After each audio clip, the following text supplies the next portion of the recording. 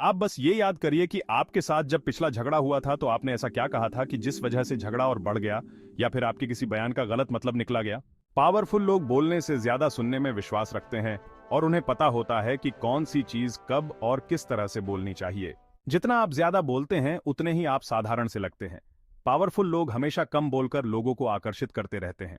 अगर आप कोई बात कम और स्पष्ट रूप से कहते हैं तो आप में लोगों का इंटरेस्ट बढ़ने लगता है। आप कई हीरो, हीरोइनों और नेताओं के फैन हैं। वह और बेशक आपको उनका बोलना और बात करने का तरीका पसंद आता होगा, पर क्या आपने ये सोचा है कि वो वही बात क्यों कहते हैं जो हमें पसंद है? इसका जवाब है उनके चुप रहकर निरीक्षण करने में। दुनिया के कई महान नेता हमेशा कम बात करते हैं और इसी वजह से उनकी बात सुनने के लिए दुनिया बेताब रहती है। अगर आप पर कोई गुस्सा करता है और आप शांति से उनकी बात सुनते हैं तो उनका गुस्सा बहुत कम वक्त में गायब हो जाएगा, क्योंकि उनकी बात ध्यान से सुनी जा रही है, वो भी बिना हस्तक्षेप के। कम बोलने से लोग आपकी बात ज्यादा सुनेंगे और अपने बारे में ज्यादा बात करेंगे, जिससे आपको लोगों की जानकारी होगी जिसका इस्तेमाल आप अपने फायदे के लिए कर सकते हैं। मुकेश अंबानी, जो दुनिया के सबसे अमीर इंसान हैं, उन्होंने 2017 में जियो लॉन्च किया था। लेकिन क्या आपको पता है कि इसकी प्लानिंग 2012 से ही शुरू हो गई थी?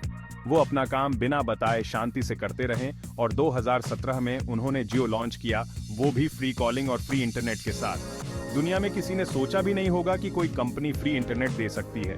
अगर मुकेश अंबानी ये पहले ही बता देते तो उन्हें बहुत भारी नुकसान झेलना पड़ता और शायद जियो का नाम हम आज ना सुनते। चुप रहने वाले व्यक्ति को हमेशा समझदार, मैच्योर्ड और बुद्धिमान कहा जाता है, क्योंकि उसे पता होता ही कि बोलना कहाँ है। और वो जब भी बोलने लगता है तब सब लोग ध्यान से उनकी बातें सुनते हैं।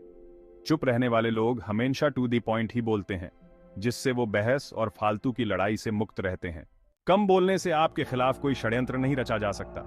आपने अक्सर ये महसूस किया होगा कि काश मैं ये ना बोलता तो आज मेरी जिंदगी थोड़ी बेहतर होती। बहुत सारे झगड़े और फसाद की जड़ ये बोलना ही होता है, क्योंकि हम रिएक्ट ही करते रहते हैं और सामने वाला हमारे ज्यादा बोलने की वजह से फायदा उठाता है। भविष्य में आने वाले संकट से आप बच सकते हैं, और अगर आपने चुप रहना सीख लिया तो कोशिश कीजिए कि आप काम से काम बोले और वही बोले जिसे बोलना जरूरी है। आपका ध्यान सुनने में ज्यादा होना चाहिए, जिस वजह से आप सामने वाले को अच्छी तरह से समझ पाएंगे। और इसलिए भगवान ने हमें 2 कान और 1 मुंह दिया है। काम बोलने की वजह से आप अपने शब्दों को अच्छी तरह से चुन पाएंगे, और वैसे भी कम बोलने से ज्ञान भी बढ़ता है।